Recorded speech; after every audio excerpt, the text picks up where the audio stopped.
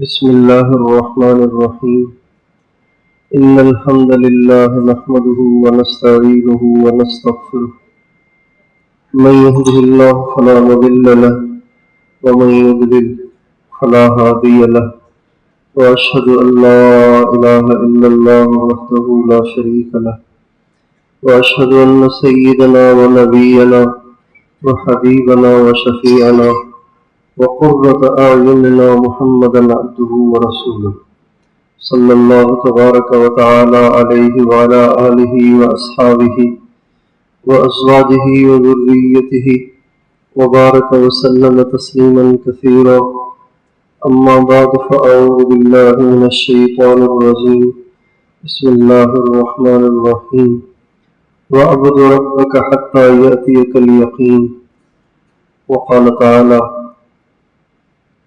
وَمَا خَلَقْتُ الْجِنَّ وَالْإِنسَ إِلَّا لِيَعْبُدُونِ سبحان ربك رب العزة عما يصفون وسلام على المرسلين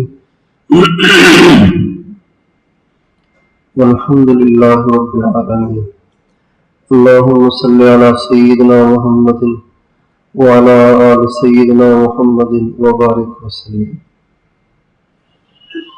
اللہ تعالیٰ کے قرب کے درجات کی بات چل رہی ہے۔ ایک وقت آتا ہے کہ انسان اپنی مرضیاں چھوڑ کے اللہ تعالیٰ کی رضا میں راضی ہو جاتا ہے۔ یہ ایسا مقام ہے، اس کو مقام رضا کہتے ہیں۔ مقام رضا یہ ایسا مقام ہے کہ جس میں محبوب کی خوشی سے بھی خوشی ہوتی ہے اور محبوب کی تکلیف سے بھی خوشی ہوتی ہے۔ اس کو مقام محبت بھی کہتے ہیں، اس کو مقام عشق بھی کہتے ہیں، اس کو مقام رضا بھی کہتے ہیں۔ اس مقام پہ پہنچ کے انسان کو اللہ تعالیٰ سے کوئی گلہ شکوہ نہیں رہتا، نہ اس کو یہ فکر ہوتی ہے کہ یہ ہو جائے اور وہ ہو جائے، بلکہ یہ کہتا ہے جو کچھ بھی ہو رہا ہے سب صحیح ہے، اس لیے کہ اللہ کی رضا ہے۔ تیرا غم بھی مجھ کو قبول ہے کہ وہ تیری دی ہوئی چیز ہے۔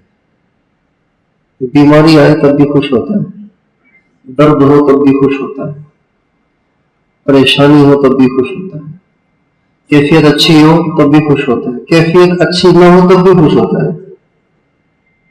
خوب دعاؤں میں رونا آ رہا ہے، نماز میں مزہ آ رہا ہے تب بھی خوش ہوتا ہے، نہ نماز میں دل لگ رہا ہے نہ دعاؤں میں رونا آ رہا ہے تب بھی خوش ہوتا ہے۔ کہتے ہیں اللہ کی رضا اس میں ہے، ٹھیک ہے۔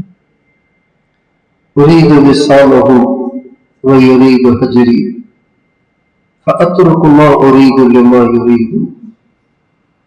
میں وصال چاہتا ہوں، وہ دوری چاہتا ہے، میں کہتا ہوں ٹھیک ہے آپ کو دوری منظور ہے تو ہم بھی اس پہ خوش ہیں۔ اس کو مقام فنائیت بھی کہہ سکتے ہیں کہ اپنا ارادہ ہی نہیں رہتا، اپنی خواہش ہی نہیں رہتی، اپنی چاہت ہی نہیں رہتی، محبوب کی طرف سے آیا ہوا ہر حال ہی اچھا لگتا ہے۔ اس کے بعد ایک اور مقام آتا ہے اور یہ آخری مقام ہے، وہ مقام ابدیت ہے۔ یہ بڑی مشکل سے ملتا ہے، بہت دیر سے ملتا ہے، سب سے آخر میں ملتا ہے۔ اور اس مقام کی خصوصیت یہ ہے کہ انسان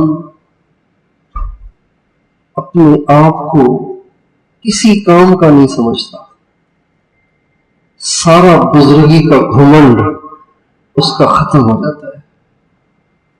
اس سے پہلے بزرگی کا گھمنڈ رہتا ہے، اس سے پہلے وہ اپنے آپ کو نیک سمجھتا ہے، اس سے پہلے اس کو اپنے رتبے اپنے درجے کا احساس ہوتا ہے کہ ہم بھی کہیں پہنچے ہوئے۔ جب وہ یہاں پہنچتا ہے تو اسے دنیا میں سب سے برا اپنا آپ لگتا ہے، کچھ نہیں ہو، کسی کام کا نہیں ہو۔ جوہر ناقابل ہوں، جو کچھ وہ دیتا ہے وہ میری اوقات سے بڑھ کر ہے، میری کوئی اوقات نہیں، یہ چیز اس پہ کھل جاتی ہے۔ اس کو کہتے ہیں ابدیت، اپنا بندہ ہونا اس پہ منکشف ہو جاتا ہے۔ موسیٰ علیہ السلام اللہ تعالیٰ سے بات چیت کیا کرتے تھے۔ ایک دن اللہ تعالیٰ سے کہنے لگے اللہ میاں اپنا دیدار بھی تو کرائے نا۔ تو اللہ تعالیٰ نے فرمایا لن ترانی، ایسی بات نہیں کرنا، کبھی نہیں دیکھ سکتا تو، بالکل نہیں دیکھ سکتا۔ لن ترانی کا مطلب یہ ہے بالکل نہیں دیکھ سکتا تو، کبھی اس کی ضرورت نہیں کرنی۔ ہاں البتہ اطمینان کے لیے ایسے کر لیتے کہ میں اپنی ایک تجلی، نور کی ایک تجلی پہاڑ پہ ڈالوں گا، آپ پہاڑ پہ نظر رکھ کے بیٹھ جائیں، اگر پہاڑ برداشت کر لے تو پھر شاید آپ بھی برداشت کر لیں۔ فَلَمَّا تَجَلَّى رَبُّهُ لِلْجَبَلِ جَعَلَهُ دَكًّا وَخَرَّ مُوسَىٰ صَعِقًا، جب اللہ تعالیٰ کی تجلی پڑی طور پہ تو طور ریزہ ریزہ ہو گیا، حضرت موسیٰ بے ہوش ہو گئے۔ لیکن سرکار دو عالم، سید المرسلین، خاتم النبیین، وجہ کائنات، محمد مصطفیٰ احمد مصطفیٰ صلی اللہ علیہ وسلم نے کبھی اس کی ضرورت نہیں کی، کبھی نہیں کہا، یہ اپنے آپ کو اس قابل ہی نہیں سمجھا۔ اللہ جی میں کیسے کہوں گی یا اللہ مجھے اپنا آپ دکھائے۔ اسی ابدیت کے نتیجے میں نبی کریم صلی اللہ علیہ وسلم حضرت ام ہانی کے گھر لیٹے ہوئے، وہاں سے اٹھا کے بیت اللہ لائے جاتے ہیں، اور بیت اللہ میں آپ کے سینے کو چاک کیا جاتا ہے، آپ کے دل کو نکال کر اس کو زمزم سے دھو کر اس میں نور بھرا جاتا ہے، پھر آپ کے سینے کو سیا جاتا ہے، پھر آپ کو براق پہ بٹھا کے مسجد اقصی پہنچایا جاتا ہے، اور سارے نبیوں کو آپ کا مقتدی بنایا جاتا ہے، اور وہاں سے پہلے دوسرے تیسرے چوتھے پانچویں چھٹے ساتویں آسمان پہ پہنچایا جاتا ہے، وہاں سے سدرۃ المنتہا پہ لایا جاتا ہے، جہاں پہ آ کے حضرت جبریل کہتے ہیں حضور میری بس ہے، میں آگے نہیں جا سکتا، ایک بال برابر بھی آگے بڑھ جاؤں گا تو جل کے راک ہو جاؤں گا۔ سرکار وہاں سے اور آگے چلتے، اور آگے چلتے، اور آگے چلتے، اور آگے چلتے، اور آگے چلتے، اور اتنا آگے چلتے ثم دنا فتدلى فكان قاب قوسين او ادنى، اتنے قریب ہو جاتے ہیں، اتنے قریب ہو جاتے ہیں، اتنے قریب ہو جاتے ہیں کہ اللہ اور حضور کے درمیان سارے فاصلے ختم ہو جاتے ہیں۔ فَأَوْحَىٰ إِلَىٰ عَبْدِهِ مَا أَوْحَىٰ مَا كَذَبَ الْفُؤَادُ مَا رَأَىٰ، تو اللہ اپنے نبی سے باتیں کرتے ہیں، دیدار کراتے ہیں۔ علیہ السلام فرماتے ہیں اللہ نے اپنا ہاتھ میرے سینے پہ رکھا، اللہ اکبر، اللہ ہاتھ سے پاک ہے، لیکن ہمیں سمجھانے کے لیے جب اللہ پاک سے ملاقات ہوئی تو اللہ نے ہمارے نبی سے کہا میرے نبی آپ میرے پاس آئے ہیں، میں آپ کو کوئی خطاب دینا چاہتا ہوں۔ بڑے بڑے لوگ خطاب دیتے ہیں، انگریز خطاب دیا کرتا تھا، شمس العلماء خط خطاب دیتا تھا، کئی پر یہاں بر صغیر کے کئی لوگوں کو اس نے شمس العلماء کا خطاب دیا، کسی کو سر کا خطاب، سر سید احمد خان کو جو سر کا خطاب دیا وہ انگریز نے دیا، تو خطاب دیتے ہیں، آج مشائخ خطاب دیتے ہیں۔ ہمارے حضرت شیخ الحدیث مولانا محمد زکریا صاحب رحمۃ اللہ علیہ کو ان کے شیخ نے خطاب دیا، شیخ الحدیث، اور وہ ایسا مشہور ہوا کہ جب شیخ الحدیث کہا جاتا ہے تو اس سے مراد ساری دنیا کے بخاری پڑھانے والے نہیں ہوتے، جب مطلق شیخ الحدیث کہا جاتا ہے تو اس سے مراد حضرت مولانا محمد زکریا صاحب ہوتے ہیں۔ سارے ہندوستان کے علماء نے حضرت مولانا محمود حسن کو شیخ الہند کا خطاب دیا.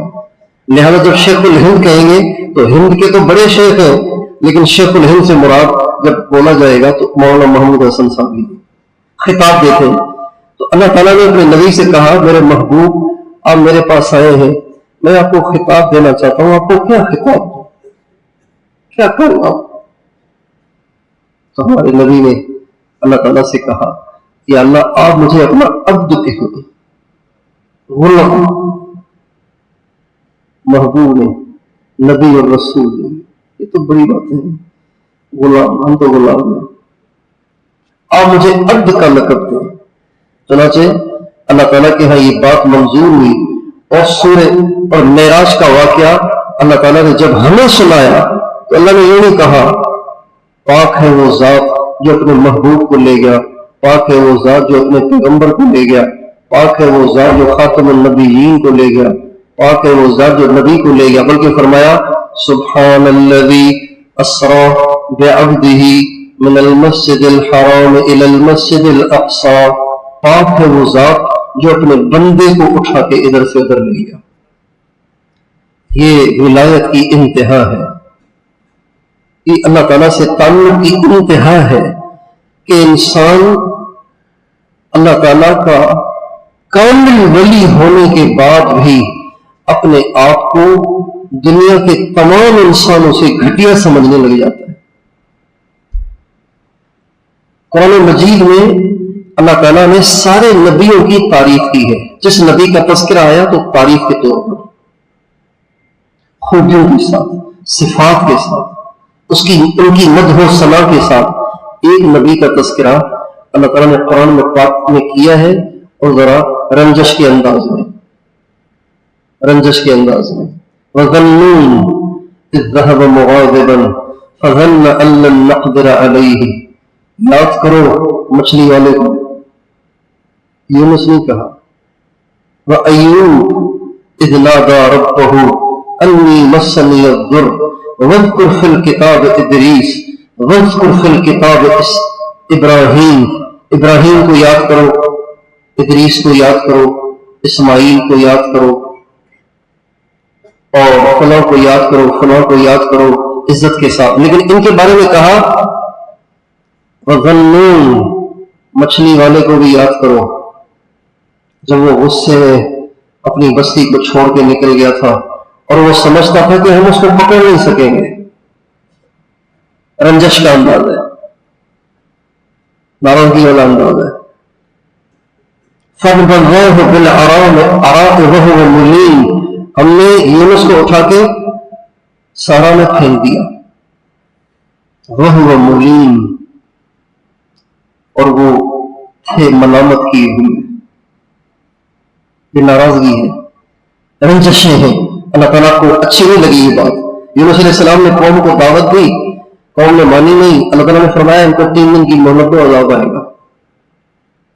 یونس علیہ السلام نے بتا دیا قوم کو. اب جب عذاب کا بتا دیا تو اب اللہ کی منشا یہ تھی کہ یونس علیہ السلام اللہ سے پوچھیں کہ اللہ پھر میرے لیے کیا حکم ہے. یہ نہیں پوچھا، بلکہ قوم کو 3 دن کے اندر عذاب کے آنے کی وحی سنا کے خود کشتی میں بیٹھ کے نکل گئے کہ ابھی مرے اور ہلاک خور میں جاتا ہوں. یہ بات اللہ کو اچھی ہے. اذ ذهب مغاضبا، اس سے وہ نکل گئے تھے. فظن ان لن نقدر علیہ، وہ سمجھتے تھے کہ ہم ان پہ قدرت نہیں رکھتے. چنانچہ جب کشتی میں بیٹھے وہاں سے نکل کے تو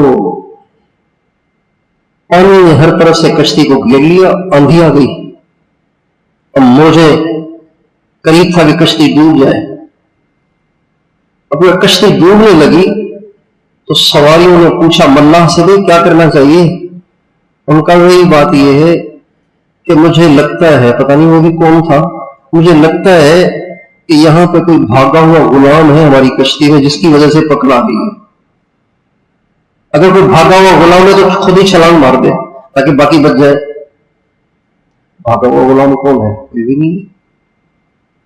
لوگوں نے کب قرآن دازی کر لیتے ہیں، قرآن دازی کی تو یونس علیہ السلام کا نام نکلا. सब ने कहा यार ये तो बहुत बुजुर्ग लग रहे हैं, नहीं दोबारा करो, दोबारा की तो फिर उनका नाम का फिर करो, फिर किया, फिर उनका नाम। यूनुस अलैहिस्सलाम ने कहा बस करो मैं समझ गया हूं, ये कह के खुद ही छलांग मार दी।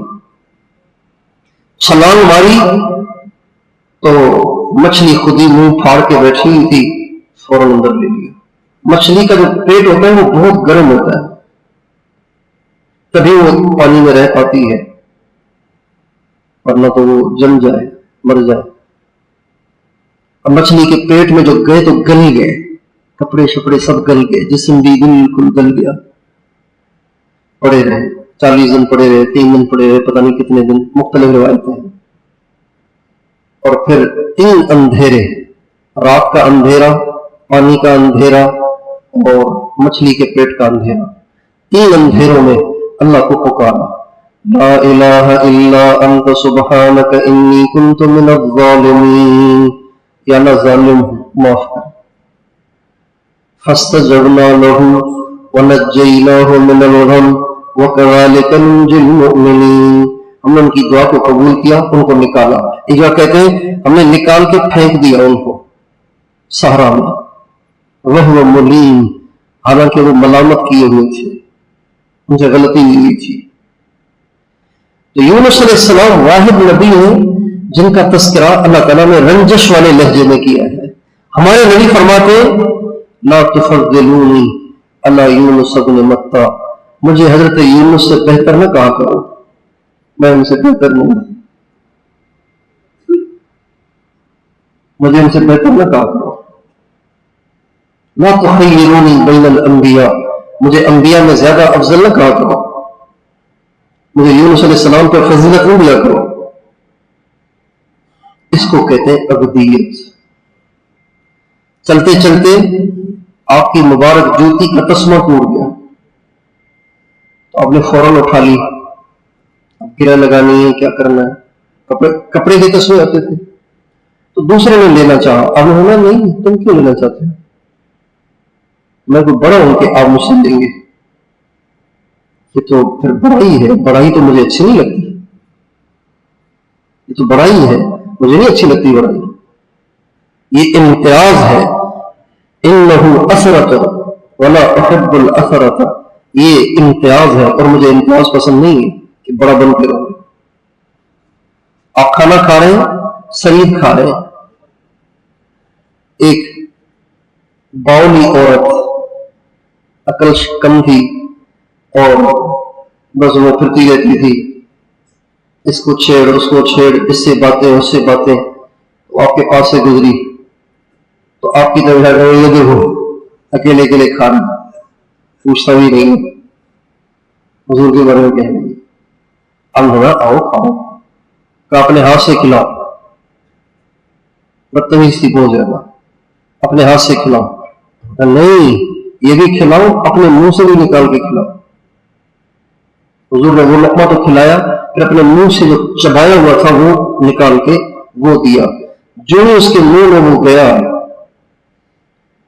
तो एक दिन वो तब्दील हो गई और वो दुनिया की बाहया और बाअखलाक तरीन औरत बन गई। जब उसने देखा ना आपको खाना खा रहे हैं, कहे ये देखो खाना खा रहे हैं अकेले अकेले, और देखो खा कैसे रहा है, ऐसे जैसे गुलाम खा रहा है, ये उसने हमारे नबी से कहा। आपने फरमाया वह अय्यु अब्दुल अअबदु मिन्नी, मुझसे बड़ा गुलाम कौन होगा, मैं गुलामी तो और क्या हूं। आकुल कमा यअकुलुल अब्द अजलिसु कमा यजलिसुल अब्द, मैं ऐसे बैठता हूं जैसे गुलाम बैठता है, ऐसे खाता हूं जैसे गुलाम खाता है। सारी जिंदगी कभी आप सहाबा की मजलिस में पांव फैला के नहीं बैठे, सहाबा की मजलिस में आप 2 तरह से बैठते थे, ये देखिए, या तो आप यूं बैठते थे, सहाबा के साथ यूं बैठते थे, घुटनों को अपने हाथों से लपेटते, लगता है कि बड़े बैठे हैं, मतलब यूं बैठते थे, या फिर आप यूं बैठते थे, चौकड़ी मार के सर झुका के, निगाह गोद में यूं बैठे।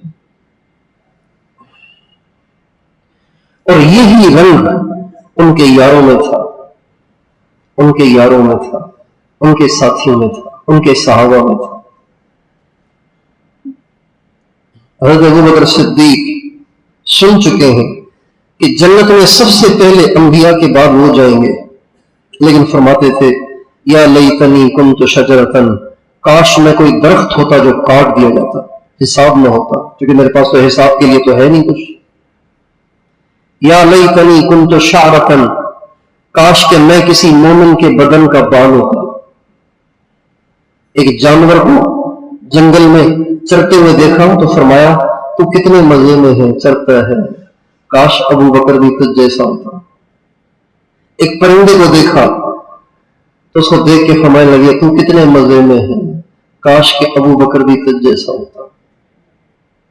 یہ ابدیت ہے۔ پھر انسان کو اپنا آپ سب سے گھٹیا اور گرا پڑا نظر آتا ہے۔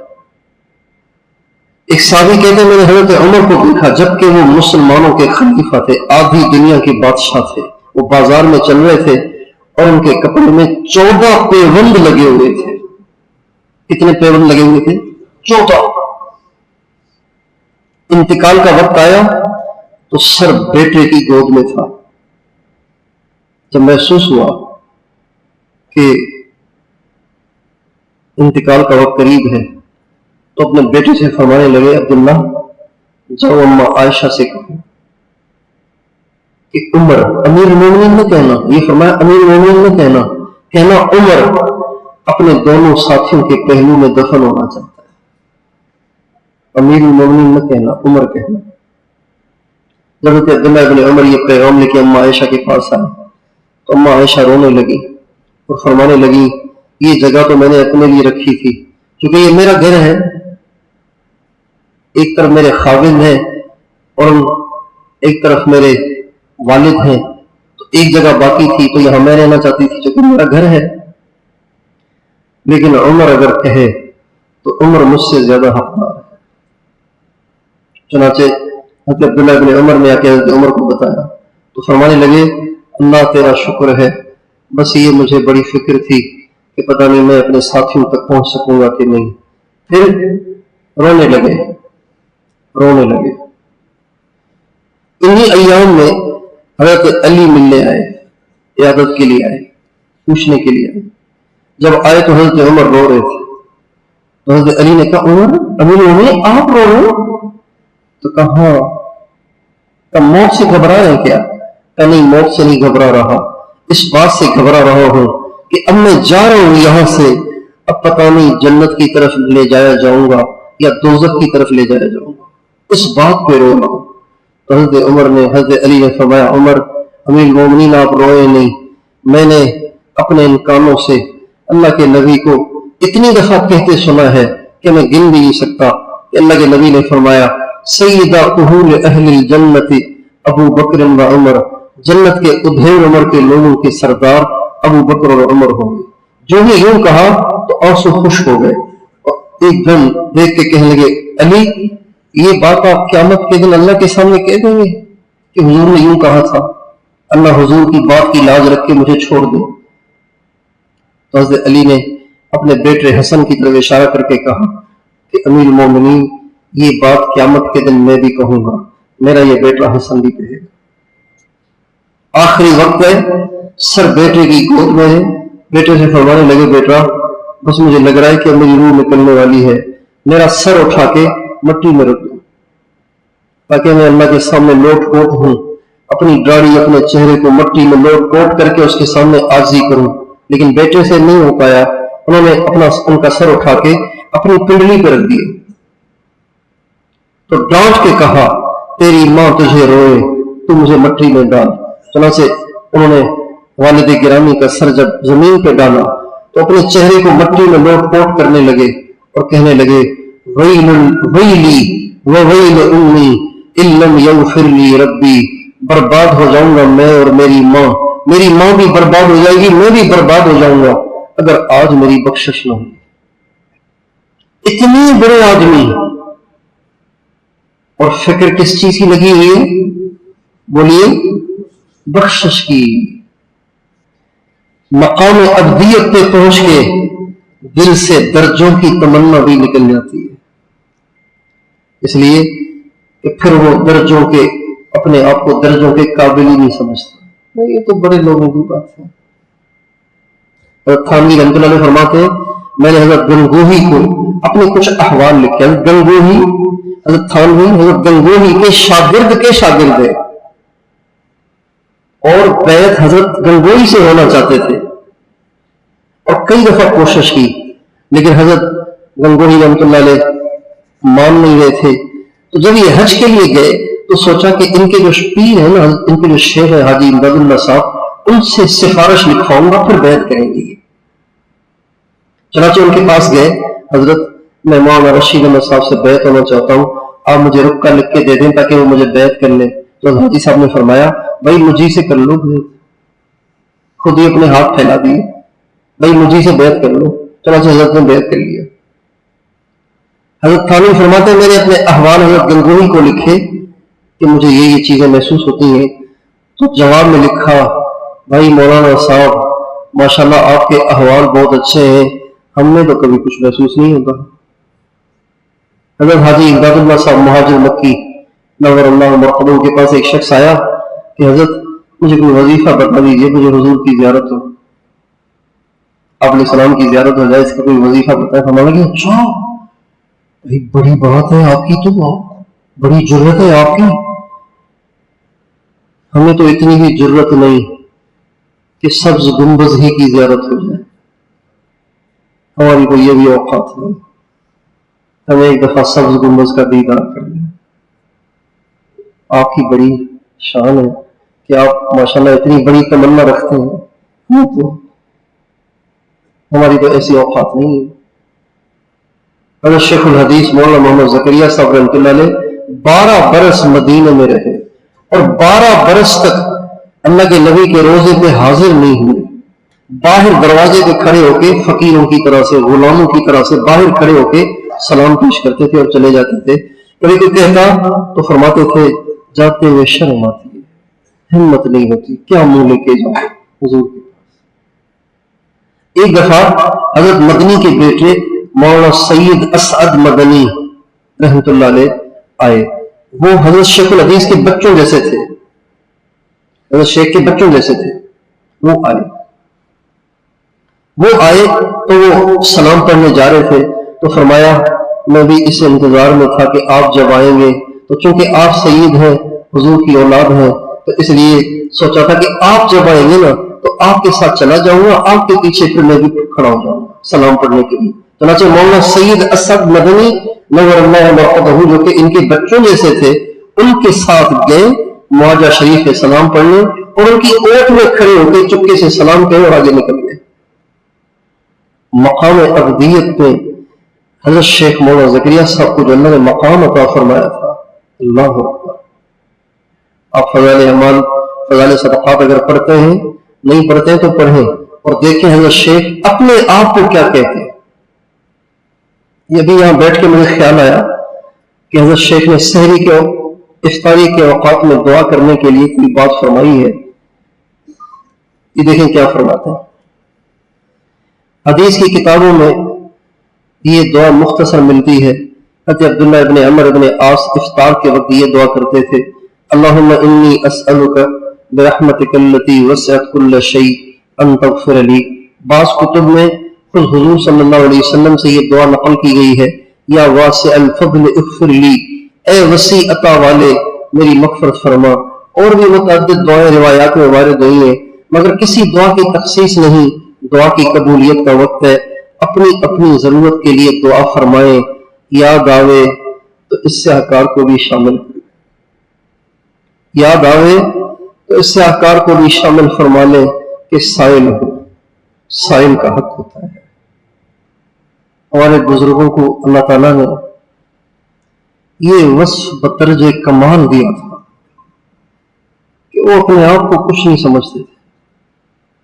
ایک حضرت تھانوی رحمۃ اللہ علیہ فرمانے لگے، قسم کھا کے کہتا ہوں، روزے سے ہوں، کہ اپنے آپ کو کسی کافر سے بھی بہتر نہیں سمجھتا ہوں، اس لیے کہ ابھی آگے اس کی تشریح حضرت خود نہیں کریں گے، ظاہری بات دوسرے ہی کریں گے، اس لیے کہ اس کے کلمہ پڑھ کر ولی بننے کا وقت باقی ہے اور میرے کلمے کفر کہہ کر کافر بننے کا وقت باقی ہے۔ ہمارے حضرت مولانا حسین احمد صاحب مدنی نور اللہ مرقدہ ایک ٹرین میں سفر کر رہے تھے کہ ایک سکھ بھی حضرت کے ساتھ تھا، اس کو اچانک باتھ روم بیت الخلا جانے کی حاجت ہوئی تو وہ جلدی سے گیا اٹھ کے، حضرت سمجھ گئے پیٹ پہ ہاتھ رکھے گئے ہیں، تو تھوڑی دیر میں واپس آ گیا، اب وہ ٹہل رہا ہے، حاجت ہے لیکن جا نہیں پا رہا، تو حضرت نے سوچا پتہ نہیں کیا مسئلہ ہے، بھاگ کے گئے تو بیت الخلا سارا گندا ہوا پڑا تھا، پاخانہ پاخانہ۔ حضرت نے خود اس بیت الخلا کو صاف کیا، جبکہ اس وقت شیخ الحدیث تھے، سینکڑوں علماء کے استاد تھے، ہزاروں مریدین کے پیر تھے، جا کے پاخانے کو صاف کیا اور پھر آ کے سکھ سے کہا بابو جی وہ تو صاف ہے آپ جا کے دیکھیں۔ ایک دفعہ مسجد میں داخل ہونے لگے تو ایک معتقد نے جوتی پکڑ لی، کافی چھڑوانے کی کوشش کی لیکن انہوں نے نہیں چھوڑی، چنانچہ حضرت چلے گئے، مسجد میں نماز پڑھی، لیکن سلام پھیرنے کے بعد وہ صاحب جو چپل لے کے آئے تھے وہ تو ابھی ذکر کر رہے تھے، دعائیں کر رہے تھے، وظیفے پڑھ رہے تھے۔ حضرت جلدی سے سلام پھیر کے وہاں سے اٹھے، اپنی جوتی بھی اٹھائی، اس کی جوتی بھی اٹھا لی اور اس کی جوتی کو اٹھا کے سر پہ رکھ لیا۔ اب جا رہے وہ جو اٹھ کے جانے لگا، دیکھا کہ حضرت نے میری جوتی کو سر پہ اٹھایا ہوا ہے، تو بھاگا بھاگا آیا اور آ کے ہاتھ جوڑنے لگا، منتیں کرنے لگا، حضرت اگر آپ نے مجھ سے بدلہ لینا ہی ہے تو آپ کم از کم سر سے تو اتار دو۔ حضرت نے فرمایا پہلے اس بات کا وعدہ کرو کہ آئندہ حسین احمد کی جوتی نہیں اٹھاؤں گا۔ حضرت مدنی خط لکھتے تھے نا تو آخر میں جو لکھتے تھے وہ لکھتے تھے ننگے اسلاف، ننگ کہتے آر کو، یعنی دھبا، بےزتی کا ذریعہ، اسلاف کے لیے بےزتی کا ذریعہ، بدنامی کا ذریعہ حسین احمد۔ امام الاولیاء حضرت مولانا احمد علی صاحب لاہوری رحمۃ اللہ علیہ، ان کے بیٹے مولانا عبید اللہ انور رحمۃ اللہ علیہ، وہ پڑھتے تھے حضرت مدنی کے پاس دارالعلوم دیوبند میں۔ ایک بار چھٹیوں میں آئے ہوئے تھے تو حضرت نے حضرت لاہوری نے حضرت مدنی کے حال احوال لیے، جب چھٹی پوری کر کے واپس جانے لگے تو داڑھی میں کنگھی کر کے جو بال ٹوٹے، داڑھی کے بال اپنے بیٹے کو دیے اور کہا بیٹا یہ بال نہ چپکے سے حضرت مدنی کی جوتی کے اندر سلائی کر دینا، تاکہ اللہ کے نیک بندے کے سامنے عاجزی کرنے کی وجہ سے اللہ تعالیٰ خوش ہو کر میری بخشش کر دے۔ حالانکہ یہ ہم اثر تھے، یہ ہم اثر تھے، عمر میں چند سال کا فرق تھا۔ اس کو ابدیت کہتے ہیں کہ انسان کو اپنا آپ سب سے گرا پڑا گنہگار گھٹیا نظر آنے لگے۔ ہمارے بزرگ تھے حضرت مولانا حماد اللہ صاحب حالیجوی رحمۃ اللہ علیہ، حج پہ تشریف لے گئے، حج سے واپس آئے تو کسی نے کہا کہ حضرت ماشاءاللہ حج پہ اولیاء سے ملاقاتیں ہوئی ہوں گی، کتبوں سے ابدالوں سے ملاقاتیں ہوئی ہوں گی، کیونکہ ہر سال حج پہ ابدال جاتے ہیں، کتب جاتے ہیں، یہ سارے جمع ہوتے ہیں وہاں۔ کہنے لگے جی ماشاءاللہ اس سال آپ تشریف لے گئے تھے تو کن کن بڑے بڑے بزرگوں سے ملاقات ہوئی، کون سے ولیوں سے ملاقات ہوئی؟ کہا بھائی سارے سفر میں جتنے بھی لوگ نظر پڑے مجھے تو سارے ہی ولی لگ رہے تھے، ایک حماد اللہ ان میں گناہگار لگ رہا تھا، باقی سارے ہی ولی تھے۔ ایک بزرگ میدان عرفات میں غالباً ظلم مصری تھے یا کوئی اور تھے یا معروف کرخی تھے، نام یاد نہیں آ رہا، میدان عرفات میں بیٹھے ہوئے تھے تو ایک ساتھی نے کہا حضرت ماشاءاللہ اتنے لوگ آئے ہوئے ہیں، کیا خیال ہے آپ کا، ان کے بارے میں اللہ کا کیا معاملہ ہوگا؟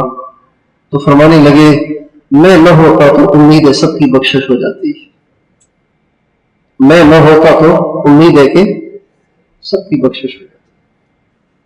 فجر کا بیان حاجی صاحب فرماتے تھے، ایک دفعہ بیان سے فارغ ہو کے میں حاضر خدمت ہوا، جب حاجی صاحب بیان سے فارغ ہو کے کمرے میں گئے تو تشکیل سے فارغ ہو کے میں جب گیا تو حاجی صاحب اپنے بیٹھ پر بیٹھے ہوئے تھے اور اپنے بیڈ پر ایک لڑکے کو بٹھایا ہوا تھا, 18 سال کا ہوگا کوئی, گاڑی بھی ابھی ہلکی ہلکی آ رہی تھی, 17-18 سال کا لڑکا, اس کو بٹھایا ہوا تھا اور اس کے سامنے یوں بیٹھے ہوئے تھے, یوں.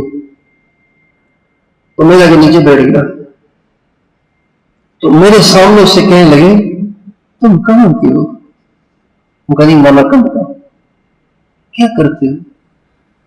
کہا جی ایک مستری کے پاس مزدوری کرتا ہوں, ورک شاپ. پھر اس کو دیکھنے لگے, حسرت بھری نگاہوں سے اس کو دیکھتے گئے. پھر اس عاجز کی طرف دیکھ کے فرمانے لگے یار دعا کرو اللہ مجھے اس جیسا اخلاص عطا فرمائے. وہ لڑکا جو پہلی دفعہ 4 مہینے کے لیے آیا ہے, وہ کہیں نظر آتا بیان میں, اس کو لے کے اپنے پاس لے آئے, چارپائی پہ بٹھایا اور دیکھ کے اس کو کہہ رہے تھے دعا کرو اللہ مجھے اس جیسا اخلاص عطا فرمائے. بزرگی کا ایک یہ مقام ہے کہ ساری بزرگی دماغ سے نکل جاتی ہے. اپنا آپ دنیا میں سب سے زیادہ گرا پڑا اور گندا اور گھٹیا لگنے لگتا ہے. حضرت رائے پوری رحمۃ اللہ علیہ کے ایک خادم تھے, ان کا نام تھا حضرت مولانا عبد المنان صاحب.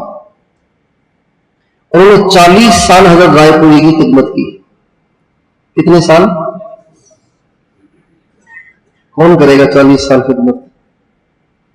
جب وہ رائے میں آتے تھے تو ہمارے حاجی صاحب ان کا تھیلا اٹھا کے ان کو اسٹیشن پہ چھوڑنے جاتے تھے.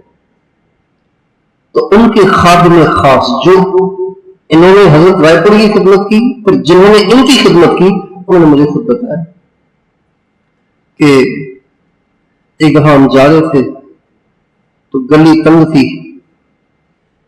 تو ہم جا رہے تھے تو سامنے سے کتا آ رہا تھا, تو حضرت دیوار سے چپک گئے اور پنجابی میں فرمانے لگے آؤ جی تسی آؤ.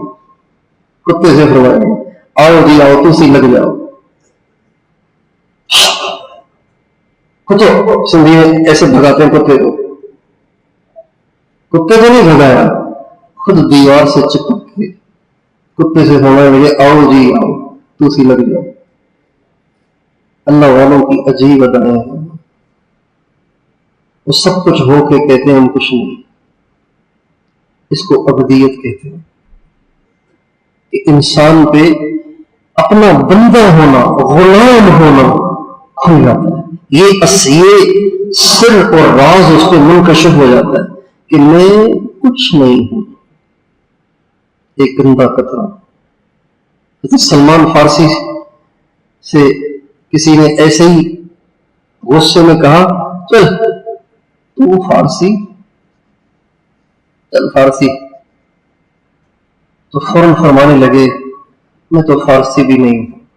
آپ تو کہتے ہیں میں عربی نہیں ہوں فارسی ہوں, میں کہتا ہوں میں فارسی بھی نہیں. انما انا نطفۃ, میں تو ایک گندا قطرہ ہوں.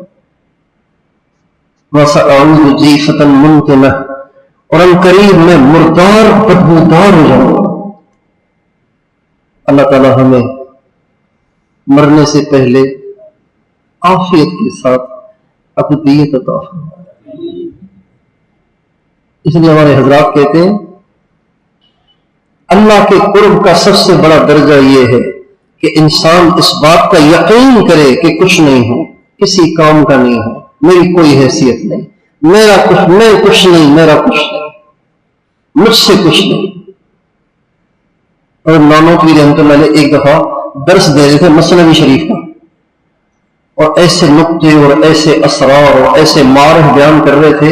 ایک آدمی بیٹھے ہوئے تھے, حیران رہ گئے. درس کے بعد کہنے لگے مولوی صاحب اللہ نے آپ کو بہت علم دیا ہے, علم ظاہری, آپ تھوڑی سی محنت کر کے علم باطنی بھی حاصل کر لینا تو کیا بات ہے, سونے پر سہاگا ہو جائے گا. اس کی آپ میں کمی ہے, اس پہ آپ تھوڑی توجہ دیں. ورنہ یہی ہونا ہے. اچھا آپ کس کے خلیفہ ہیں؟ کون سا سبق چل رہا ہے آپ کا؟ اللہ کا شکر ہے ہم بھی ایسے نہیں ہیں. اگر ہم بھی کچھ ہیں, کوئی اس قسم کا لہجہ نہیں. جو ہی یوں کہا نا اس نے تو مسکنت کے لہجے فرمانے لگے بے شک بہت گندا ہوں, آپ ہی کچھ توجہ فرما لیں. اس نے کہا اچھا میں کوشش کرتا ہوں. بیٹھ گئے مراقبے میں توجہ کرنے کے لیے. جو مراقبے میں بیٹھے توجہ کرنے کے لیے تو ایک دم چونک کے اٹھے کہنے لگے حضرت معاف کرتے ہیں، مجھے نہیں پتا تھا کہ آپ یہاں پہنچے. اپنا آپ کچھ نہ ہونا یہ جب کھل جاتا ہے تو پھر انسان کو مقام ابدیت حاصل ہوتا ہے. مشائخ نے لکھا ہے کہ انسان جب مقام صدیقین کو پہنچتا ہے تو سب سے آخر میں جو چیز اس کے دل سے نکلتی ہے نا وہ یہ ہے میں. یہ جو میں ہے نا یہ مقام صدیقین پہ پہنچنے کے بعد سب سے آخر میں نکلتی ہے. ورنہ بزرگ بھی ہوتا ہے اور کچھ اس میں بھی ہوتی ہے، لیکن یہاں پہ پہنچ کے پھر وہ اپنے آپ کو مٹی سمجھنے لگ جاتا ہے، اپنے آپ کو جانوروں سے بھی گرا پڑا گھٹیا اور حقیر سمجھنے لگ جاتا ہے. حضرت لاہوری رحمۃ اللہ علیہ اتنے بڑے بزرگ تھے، خط جب لکھتے تھے تو نیچے پتہ کیا لکھتے تھے؟ احقر الانام احمد علی، مخلوق میں سب سے بدتر احمد علی، عفی عنہ، اللہ اسے معاف کرے. یہ لکھتے تھے. ہمارے حاجی صاحب خط لکھتے تھے تو آخر میں لکھتے تھے بندہ محمد عبد الوہاب، بندہ یعنی عبد، بندہ محمد عبد الوہاب عفی عنہ، اللہ اسے معاف کرے. ہمارے مولانا جمشید صاحب خط لکھتے تھے تو لکھتے تھے بندہ محمد جمشید علی غفر لہ، اللہ اس کی بخشش کرے، وہ گناہ گار ہے، اللہ اس کی بخشش کرے. یہ بزرگ جو لکھتے ہیں یہ ہماری طرح باتیں نہیں ہوتی ہیں، یہ تکلفات اور بناوٹ نہیں ہوتی ہے، وہ حقیقت ہوتی ہے. وہ جھوٹ نہیں بولتے ہیں، وہ دھوکہ نہیں دیتے. میں اگر لکھوں نا ناچیز، ذرے بے مقدار، کہیں دامن، تو یہ سب بناوٹ ہے، دھوکہ ہے، اگلے کو دھوکہ دیتے ہیں ہم اپنے آپ کو بزرگ ظاہر کر کے. وہ دھوکے سے بہت بالا تر تھے. جب انسان مقام ابدیت پر پہنچتا ہے تو اللہ تعالیٰ اس کو ہادی بنا دیتے ہیں. کیا بنا دیتے ہیں؟ بولیے. یعنی اس کے ذریعے بہت ہدایت پھیلتی ہے. پھر اسی وجہ سے دوسرے کلمے میں جب آپ پڑھتے ہیں نا اشہد ان لا الہ الا اللہ و اشہد ان محمدن،